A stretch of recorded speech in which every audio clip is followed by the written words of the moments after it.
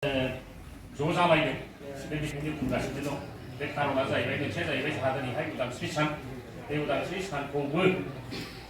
जोंहा फालिनायनि बिराद गोनांथार दं जिहेतु जोङो भारतीय नागरिक हिसाबै जोंहाबो साफ्रोमबो जोङो भारतनि सिटिजेन हिसाबै जोंहाबो बेखौ मानिनाया अधिकार जोंहाबो दङ आरो बे अधिकारनि सिङाव थानानैबो जोंहाबो जोंनि मोनथायफोर दङ बे मोनथायखौ जोङो बिनानै लानो हानायबो जोंहा अधिकार दङ दा बे हिसाबै जोङो बिसोरखौ मान होयो सनमान होयो आरो बेजों लोगोसे जोंनि जि थांखि जोंनि बे जोंनि बर'नि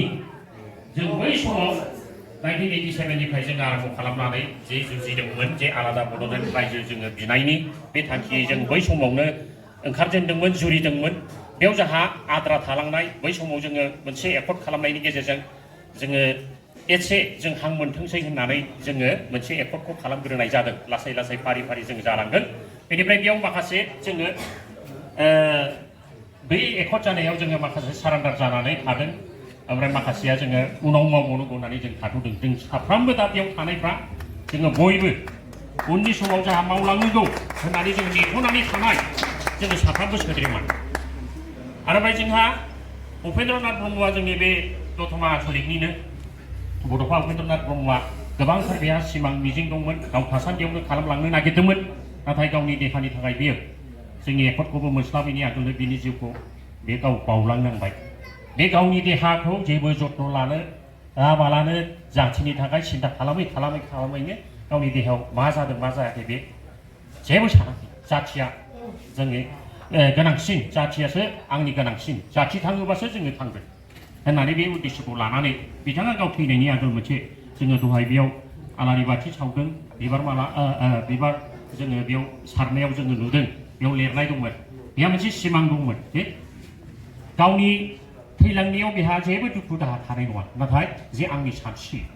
बे आंनि सान्थौ जाथिनि सानस्रि जे बे जाहैबाय आलादा बड'लेण्ड रायजो बेखौ मोनाबा हले बेखौ जुदि सुफुंनो हायाबा हले आंनि गोसोआव दुखु थालांगोन दिनैसिमबो जोङो जोंनि बड'फा उपेन्द्रनाथ ब्रह्मनि बै गोसोआव दुखु थानाय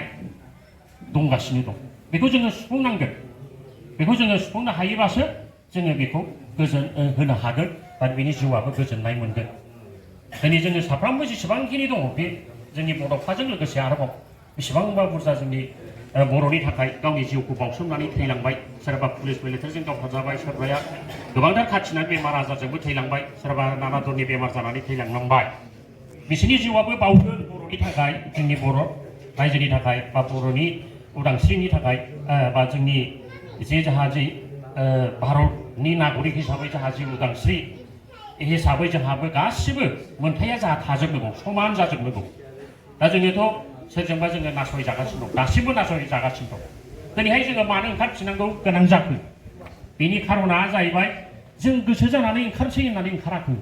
जोङो दिनै नुबाय परिबेसा एसे जोंखौ बोरैबा नारसिननाय मोनबोनाय जोङो मोनदों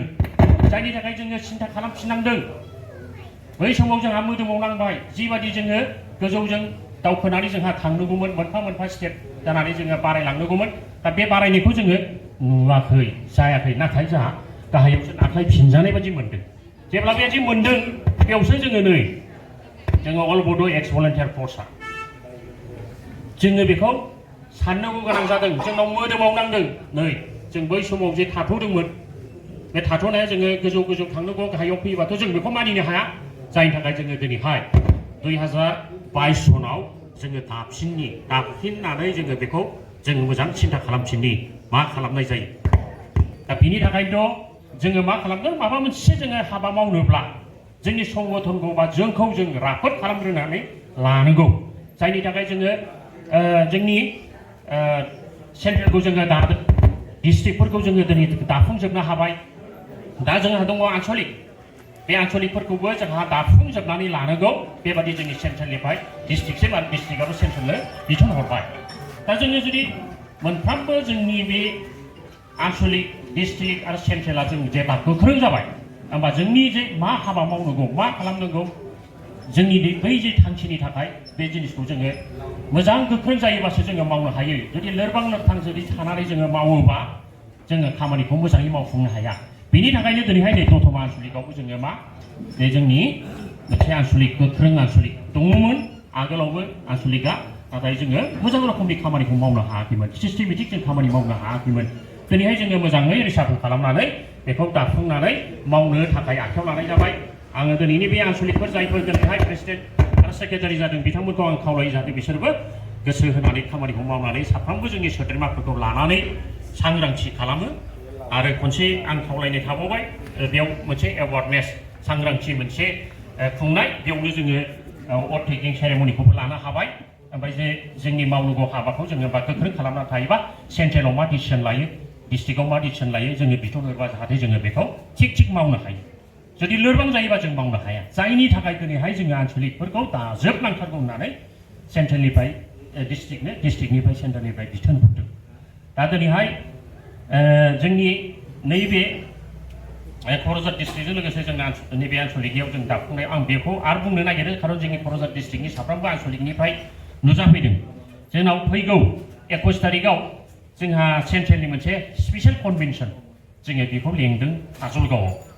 आं साफ्रोमबो खावलायो आफादगिरिजों नेहाथारिजों लोगोसे साफ्रोमबो जोंनि गोख्रों मावफुं सोद्रोमाफोर आरो जोंनि जेसेबांखिनि केडारफोर दङ जोङो दाखालि जोंहा जोंनि रामफलबिल आनसलिकआव जोङो ज' खुंलायनानै जोङो जाखिनि मोनसे एक्जिकिउटिभ मिटिं लादोंमोन बे एक्जिकिउटिभ मिटिं लानायाव जोंनि एक्जिकिउटिभआव जेसेबां नुजाफैदों साफ्रोमबो जे जों थांगोन होननानै जोङो बयबो समाय लानानै जोङो एखेबारे ओंखारथारसै जों थांगोन बे मिटिङाव मेलाव जों खोनासंबोनि जे जोंनि थांखिया मा जोंनि उद्देश्यआ जों मा स्ट्रेटेजिक लानानै खामानिखौ मावनो नागिरदों जोंनिखौल' नङा जोंनि मिरुनि आरो बेयाव जोङो आलासि साथाम साब्रैसो जोङो लेंदों बे जोङो सानसुमा सारखौबो आगोलनि एमपिखौबो जोङो लेंदों बेजों लोगोसे बानज्लायग्राखौबो लेंदों आरो बेजों लोगोसे माखासे जोंनि गोबांथार जोंनि सिनियर जोंनि बड' लिडारफोरखौबो जों लेंफानाय जादों दा बेयाव जाहाथे जोङो बिसोरनिफ्रायबो आरो जोंनि सेन्ट्रेला दिनै मा मावनो नागिरदों मा खालामनो नागिरदों गावनो निजे खोनासंनानै बेनिफ्राय मिथिनो हाबोथों आं ओंखायनो मोनफ्रोमबो आनसलिकनि प्रेसिडेन्ट सेक्रेटारिजों लोगोसे साफ्रोमबो सोद्रोमाफोरखौ जेसेबां हायो गारि लानानै बा गावबागाव बाइकजोंब्लाबो गावबागाव गारिजोंबो थांनानै जाहाथे जोङो बैखौ जाफुंसार होनो हायो जोंनि मोनसे गेट टुगेदारबो जागोन बे जोंनि सेन्ट्रेलनि बे काजलगावनो खाथिखा बाजारथारावनो जागोन बाजाराव मोनसे गिदिर कमिउनिटि हल दङ बे जायगायाव जों लादों दा ओंखायनो आङो साफ्रोमबोखौबो आं बेखौ खावलायबाय जे जोंनि संगठन जे सान्थौ जे मावनो नागिरदों हाबाखौ जोङो बेनिफ्राय मोजां गुवारै मिथिबोनि आरो जोंनि जायफोर थांनो हायाखै रायजो राजा पाब्लिक जों बिसोरनो फोरमायफैनि दिनैहाय जोङोथ' साननो हागौ जोङो बोराय बैसो जों मा मावनो हागोन मानो हाया खारन जोङो आरम्भ खालामदोंमोन जोबनायावबो जोंहा जोंनि मिथिखागौ मामोन जोंनि थांखिया मामोन बेनि उद्देश्यआ मामोन बोरै मा जाखो बे नलेजआ जोंहा दंखायो जोंहा जाहैबाय मा जोंनि गथ'फोरखौ दा जोंनि फिसा फिसौफोरखौ जोङो जोंनि जेनेरेसन गेप जे जादों बे जेनेरेसन गेप जानायखौ जोङो माखासे जोङो फोरमायलांनानै फोरोंलांनानै जाहाथे बिसोरबो गोसोआव नाङो नंगौथ' जोंनोबो बड'लेण्ड रायजो नङाबाथ' जोङो थांनानै थानायाव बिराद गोब्राबसै दिनै मानि थाखाय बेबायदि जों आन्दलन खालामफिननांदों जों नुदोंना जा 6 शिडिउल मोनदोंमोन 6 शिडिउलनि जिबादि एमेन्डमेन्ट खालामनानै जोंहा मोननाय दङमोन 75% जे रिजार्भेसन 6 शिडिउलाव बिराद गोरा बे 6 शिडिउला बे पार्लामेन्टआव एमेन्डमेन्ट जाखानाय आरो 75% जानायाव जोंहा दिनैहाय 40थायाव 30थाया जोंनि एसटिनि बै 10थानि गेजेराव 10 मोनबाया आनरिजार्भ माने बेखौ खुनु रिजार्भनि खोथा गैया बै जेनेरेल थारनि ओमफ्राय मोनसेया जाहैबाय माने रिजार्भ नङै जेनेरेल बे जाहैबाय नोंबो आंबो बयबो दारायनो हानाय दा बेयाव 75% जोंहा एसटिया रिजार्भेसन दंखायो 6 शिडिउलाव थांनाय एसेम्बलि इलेक्सनाव मा खालामखो 15था जाबाय जोंहा समस्थिया बे 15थायाव जोंहा खमसे खम 10था बा 11था जोंहा एसटिनि मोननांगौमोन खिन्थु जोंनि लिडारफ्रा खावनै जाबायना रावबो बोलो होनानै नारसिननो हाया ओरै होननानै गभर्नमेन्टखौ ओरै बुङोबा दाय जागोन नामा गभर्नमेन्ट बायगोन नामा होननानै सानफ्लांनानै लिडारफ्रा गोसो होनानै मावनो हायाखिसै दिनैहाय जोङो 10था 11था जोङो एसटि मोननांगौमोन दा 10था एसटि मोननांगौ मोनबाल' मोननानै मा जानो एसटि जोंहा जे 6 शिडिउलाव बेबायदि राइट दंमोन जोङो दंखायोबाबो जोंनि अधिकारखौनो जों लानो हायाखिसै बेथ' बे जानानै थांबाय एमपिआबो मा जोंनि बिटिसिआवनो मोननै खालामनो हायो एमपि जानोबा 10 लाखल' संख्या नांगौ मिनिमाम 10 लाख जोंनाथ' 35 लाखनि बारा जाबाय दा जोंनावथ' जोंबो खालामनो हायोमोन मोननै समस्ति दा बे मोननै समस्तिखौनो खालामबावासै दा बेफोरबायदि बे इनडाइरेक्टलि जोंखौ बोरैबा गाहायाव लांनो नागिरदों आं दहायसो होनदों जों मानो ओंखारफिननांगौ बे मोनसे आरो जोंनि बे रायजो खुंनायावबो बिटिसिखौ खुंनायावबो बिटिसिनि बे आगोलनि पावार दंमोन बेयावबो जोंहा गाहायसो जाबोदों पावारखौनो लांजोबनाय बायदि जाबायमोन जायनि थाखाय जोंनाव मोदोमावनांदों बेल' नङा साख्रिनि खेथ्रआव नायदो दाखालिहाय आगोलाव सिबा जेब्ला थादोंमोन बै समाव CSB बानायनानै जेसेबांखिनि जोंनि साख्रिनि सिस्टेमजों जोङो खुंदोंमोन बे खुंनायाव 90%सोआनो जोंनि बर'फ्रा मोनदोंमोन साख्रिखौ ओमफ्राय थांनाय गभर्नमेन्टनि समाव मा खालामो एड्रि आसाम डाइरेक्ट रिक्रुटमेन्ट परीक्षा खालामफैदों जोंनि BTC आव दस्रा डिस्ट्रिक्टआव खालामाखै गवालपारायावबो बा माबायावबो खालामाखै धुबुरियाव जोंनि क'क्राझार जोंनि BTC एरियायाव परीक्षाखौ खालामफैजोब्बाय बेनि सिङाव उद्देश्य दं बैसिनि शौविनिस्ट एसामिसफोरनि शौविनिस्ट होननाय जाय माने गाज्रि जोंनि बर'खौ बिराद गाज्रि मेगनजों नायग्रा मा खालामबाय जोंनि बे BTC एरियायावबो जेसेबांखिनि पस्ट दं आसामाव लांजोबनानै खायदा खालामनानै बिसोर जोंनि परीक्षाखौ एड्रि परीक्षाखौ जोंनाव बेयाव होबाय जोंनि आफागाव स्कुलावबो होदों बबेबा स्कुलावबो जि बुरजा माब्लाबाबो जाफेराखैमोन मा खालामबाय परीक्षा होबाय बेयाव परीक्षा होनाया गासिबो गुबुन गुबुन जाथि गासिबो दंजोबो ओमफ्राय जोंनि BTCनि जेसेबांखिनि पस्ट दंमोन खालि बे पस्टखौ मा खालामखो बिसोर बे गासिबो बेयाव सोनानै होजोब्बाय बै समाव हारसाफ्रा फार्स्ट समाव जोंना हाग्रामा नलेज सार चिफ सारा बिराद मोजाङै मोनफ्रोमबो डिपार्टमेन्टआव जोंनि BTC आव ओरै नायबा ओरै बर' ओरै नायबा ओरै बर' बेबादि नुजोबोमोन दा नायदो दा गोदानाव दा नायदो दा नैबे आसामनि बे परीक्षा जाखांनायनि उनाव जेसेबां डिपार्टमेन्ट दं गासिबो हारसाफोर मेक्सिमाम नुगोन गुबुन जाथिखौ नुगोन जोंनि बर'आ गैया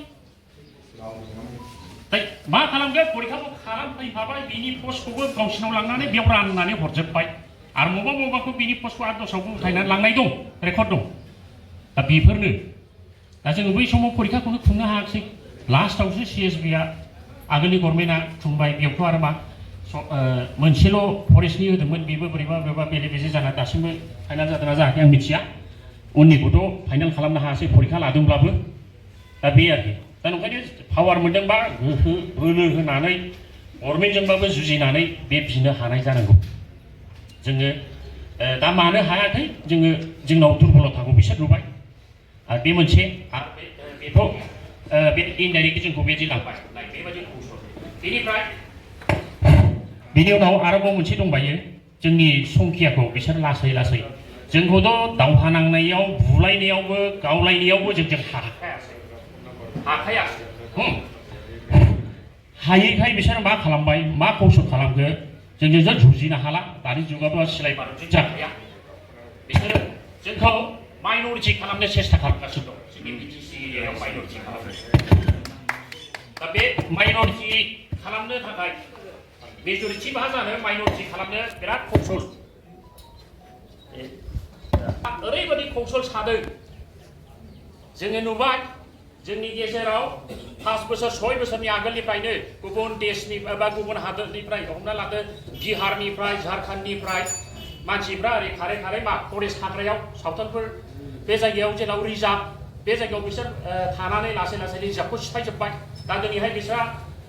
बेयाव NGOनि स्कुलबो दं बेयाव माने भटार लिस्टबो मोनबाय गामिबो फरेस्ट भिलेजनि बोरै मोनखो मोनबाय मोननानै दा बिसोरखौनो एखेबारे भटार गासिबो खालामना होजोब्बाय बे गभर्नमेन्टनि पलिसि माबोरै मोनखो दस्रा स्टेटआव दा नायो नोङो अरुणाचलाव थाङोबा जोंनो थाङोबा अरुणाचलाव थाङोबा इन्टार पारमिट नांगौ हाबोबानो जों एडमिसन फिस होनानैसो हाबनो हायो बेबो सम दं बिसोर बेबायदि खालामनाय जोंनावथ' बेबायदि गैला नै हाबफैगासिनो आरो बे जोंनि भारतनि नागरिक जाबाय बेयावनो भट होनो मोनसैलाय इनडाइरेक्टलि जोंखौ खालामो गभर्नमेन्टआ मिथिबाबो बेबायदि खालामदों दाखालिहाय बिसिनि झारखन्डआव हजोंहाय भट सारान्डार जाबाय ओमफ्राय माखासेया खारबोनानै बेयाव सिलाय लानानै थाफैदों जोंनि बे रामफल बिल आथियाबारि बे जायगायावनो बिसोर सिलाय लाना था बयबो नुयो पुलिसनि खिन्थायो पुलिसा मा दं माथो गैया नङागारा बुंनाया खिन्था हरजागोन SPनो ओरै होननानै बुंहरलायबावबाय आरो बै मानसियाबो SPजों दंखायोलाय बे खिन्थाहरदो आंबो खिन्थाहरगोन SPनो आंथ' नोंनो खिन्थादों नंगौ होननानै ओमफ्राय नोंहा बेबायदि होननायावसो बे साब इन्सपेक्टरा एसे गाहाय जादों मिथिखाथारगौ दङ होननानै मिथिगौ बेयाव माने गभर्नमेन्टनि पलिसि दं इनडाइरेक्टलि जोंखौ माइन'रिटि खालामलायो बेयावथ' दा बेखौ जोङो नुसारबाय बेनि बादै जोंनि टाउनाव नायबावो टाउनावबो जों दाखालि जोंनि हाखौनो सिख'नो थाखाय नाजादों माखासे मानसिया बाङालिफ्राबो मा बेयाव जाखिनि जोंनि बाङालिफोर बेयाव थानायफोर दं बे अरिजिनेला बारा बुरजा नङा दा जोङो नुगोन बाहेरानि थाफैनाय बिजनेस खालामनो थाफैनाय बिसोरनो बेयाव बिनि बासिन्दा जागासिनो दं बिहारिफोरबो टाउन एरियायाव बेसेबां बारायखो जोंनि मानसियाथ' रावबो नाया टाउनावथ' जों मानसिया थाया टाउनावथ' जोंनि मानसिया थालाबायाना गामियाव फैयो आरो टाउनाव थायै बेयाव मावै दाङै खामानियाथ' जोबा टाउनाव हाजिरायाबो बारा बिसोर थांनानै बेयाव थाफै बिनि बासिन्दा जानानै बिनि भटार मोनबाय बेयावनो बे आधार कार्ड बानायगोन मेजरिटि जाबाय जोंहा बर'आ माइनरिटि जालांबाय थानोसै आरो बेहाय जों नुबाय थाबाय जे जोंनि मिडियायाव नुबाय थायो नै ओरै लोमजानानै एक्सिडेन्ट जाबाबो बर' थैयो आरो अन्थाइ गावबाबो बर' थैयो सोरजोंबा ओरै माबा जायोबाबो पुलिस जोंनि माबाफ्रा माने फरेस्टनि मानसिया दाखालि बर'खौ गावथारलायना आथिं गावनो हायोमोन गावाखै माब्रै डाइरेक्ट गावथारखो जोंना बे खमायगासिनो दं दा बेखायनो जोंनाव मोदोमाव नांदों जों साफ्रामबो जों आन्दलन खालामनो होननानै जोङो रावबो गसङा बा ओंखारा आन्दलनखौ परिबेसासो थिनो जोंबो बै समाव परिबेसा जोंखौ ओरैबायदि नाख्रेबबायमोन जायनि थाखाय उपेन्द्रनाथ ब्रह्मआ जोंनि बे बड'फाया गावनि बेसेबांबा गिदिर साख्रिखौनो गारनानै फैदों खारन बे नुदों जोंनि जाथिया जोबस्रांलांसै बेनि थाखाय दिनै बेयो गावनि जिउखौ बावसोमनानैब्लाबो दिनै जुजि जाबाय दा ओंखायनो बिनि बे सान्थौखौ जोंहा फुरा खालामनांगौ अधिकार दं बा जोंहा खालामथारनांगौ जों जेब्ला खालामनो हायो होमबासो बिनि जिउ आत्माया गोजोननाय मोनगोन जोङो दिनैहाय बिबार माला माबा माबि बावनानै सोरबा बिराद गिदिर बिबार बावनानै देखायफानानै जों बेखौ खालामबा जानाय नङा जोंनि लिडारफ्राबो जों रावबो लिडारखौ रायाखै जों बिसोरखौबो गोसोआव नांहोदों बिबार गिदिर जोङो बड'फा उपेन्द्रनाथ ब्रह्मनि बै थैनाय जायगायाव बिनि मुसुखायाव जोङो हैबाल' जानाय नङा बिनि सान्थौआ जे मा दंमोन बिनि गोसोआव जे मा दंमोन बेखौ जोङो सान्थौखौ बिनि जि सानदोंमोन बेखौ जाफुंहोनो हाबासो जोङो बेखौ गोजोन होनो हागोन बे बिबार मालाजों जोङो गोजोन होनो हाया जोंनि बिराद गिदिर खामानिया दा बेनो जोंनि एक्स भलन्टियारनि गिदिरथार मावनांगौ हाबाया बेनो बेनि सान्थौखौ जोङो आबुं खालामनांगौ दा आबुं खालामनो दं जोंहा दिनै साननो हागौ जोंहाथ' बोराय बैसो जाबाय माबाय बिदि साननो हागौ नंगौ बोराय बैसो जाबाय खिन्थु जोंहा जोंनि जे आगोलनि मा दङमोन जोंनियाव गोसोआव हाबखाजोबखानाय बेखौ जोङो जोंनि उन जेनेरेसननो जोंनि फिसाफोरनो जोंनि फिसौफोरनो जोंनि उननि जायफोर दङ दाखालि जोङो सासे जोंनि दतमानि सासे पिएमडि बडिनि जों सासे दैदेनगिरिखौ लोगो हमदोंमोन दतमानिनो आनसलिकनिनो बिथाङाबो होनदों जोंनाव बिराद जेनेरेसन ग्रेप जाबाय आन्दलना नांसिगौ आन्दलननि बिराद गोनां जाबाय मानो होनोबा जों आन्दलन गैयाब्ला बेबायदि थाबाय थायोबा जोंखौ कन्ट्रल खालामनानै जोंनि ब्रिटिशखौ बेथेर खालामसिगोन बा जोंनि बड'लेण्डखौ नस्थ' खालामसिगोन आरो बेयाव बिग्रा गैयाबा सोरबा बुंग्रा गैयाबा जाया बिसोरबो सिरि थाबाय फावदार खौसो खालामगोन बिसोर सोरबा माबा जानायखौ सोरबाफोर बे गाज्रि खौसो खालामनायखौ बेबायदि संगठन ओंखाराबा बै गाज्रि खालामग्रा बे गाज्रि जाय सेन्टिमेन्ट लादों बिसोरखौ जोंनि सिगिनो हागौमानि बे कौशलखौ बिसोर नाजाबाय थागोन आरो जोंखौ माइनरिटि खालामलांगोन दा ओंखायनो जोङो गसंथानांगौ जेब्ला बिसोरना ओरैबायदि संगठन ओंखारबाय जेरै जोङो मावनो नागिरनाया बिसोर बेखौ मिथिबाय दे जों खालामजाला जों साबधान जानांसिगोन होननानै बिसोरबो गिगोन मोनसे खोथा नाय दा जोंनिहाय जोंनाव बिटिसिआवथ' बेबायदि बुंलायनो हायै जाबाय गुबुन जाथियासो खर' थिखांलायनो हाबाय दाखालि बिटिसिआव इलेक्सन जाबाय नङा होमबा बांगालफ्रा मा होनदों जे जोंनो EM नांगौ बर'फ्रा 1 नाम्बार पपुलेसनाव सेकेन्डआव जों बांगालफ्रा होननानै जि दुगा ओमफ्राय जोंनो EM नांगौ सानै साथाम बेबायदि गियो नायदो बिसोर बोरै गिना बड'लेण्ड आन्दलन खालामनानै जोंसो बर'फ्रासो खालामनानै बड'लेण्डखौ मोनबोदों आरो बिसोरसो बेबायदि बिनो हाबावबाय सोरबाथ' बड'लेण्ड बिनानै मोननायाव जाखिनि बेयाव जोङो मा मोनदों प्राइखौफोर मोनदों बे प्राइखौखौ जाग्राफ्राथ' बड'लेण्ड आन्दलन खालामनायाव लोब्बा गैयि मानसिजों बांसिनानो बिसोरखौबो सेन्टिमेन्टआव लाबोहोनो हानांगोन सोरबाया देरदोंब्ला गिदिर माबा मोनसे खालामनो हादोंबा गावखौ सोरबा कन्ट्रेक्टरजों सोरबा साख्रिजों खालामनो हादोंब्ला जोंबो इनडाइरेक्टयै नोंसोरबो जाथिनि थाखाय सिन्था खालामनानै नोंसोरबो इनडाइरेक्टयै जोंखौ हेफाजाब होनांगोन रांखान्थि हक बबेबा मोनसे कौशलजों बुद्धिजों सोलेरजोंबो थाबाय जोंनि बुद्धि कौशलजों थाबाय जोंनि स्कलारजों थाबाय जोंनि लिरनायजों थाबाय जोंनि मिडियानि दैदेननायजों डिजिटेल महरनि गेजेरजों जों एबार दावहा नांगोन ओमफ्राय बे दावहा नांनायाव जोङो साफ्रोमखौबो लेंखागोन जों गोजानाव बेयाव थानाय नङा जोङो जेसेबांखिनि जोंनाव संगठन दं बर'नि संगठन 30टा 32टा 35टा जेसेबांखिनि जोंहा जोंनि एबसुखौबो लानानै साहित्य सभाखौ लागोन समाजखौ लागोन धोरोमनि जेसेबांखिनि संगठनफोर आरो जेसेबांखिनि जोंनि आबादारिनि एमप्लय फेडारेसननि हक बा जेसेबांखिनि जोंनि संगठनफोर दङ बेखौ लानानै जोङो बयजोंबो जोंनि आफादा बे मोनफ्रोमबो बिसिनि मिरुनि मानसिफोरजों लोगो हमनानै जों रायज्लायगोन बेनि उनाव जों मोनसे कनभेनसन खालामगोन जयैनो बेयाव जोङो मोनसे गोख्रों राहा लानानै जोंनि आन्दलनखौ जोङो गोख्रों भाबै आरम्भ खालामगोन जोंथ' दा जुरि जेनगोन जुरिनियाथ' जों जुरि थागोन आरो जुरिनि थाखाय जों आखायाव लादों नैबे स्पेसियेल सेन्ट्रेल कनभेनसन खालामनायनि खारनाबो बेनो दा ओंखायनो जाहाथे जोङो रावखौबो दुखु होआ जोंनि मोन्थाइखौसो जोङो बिगोन आरो दिनैहाय जोङो बेयाव उदांस्रि सान फालिदों दानि जोंखौ रायजो बिग्रा होननानै जोङो इन्डिपेन्डेन्ट खालामनाय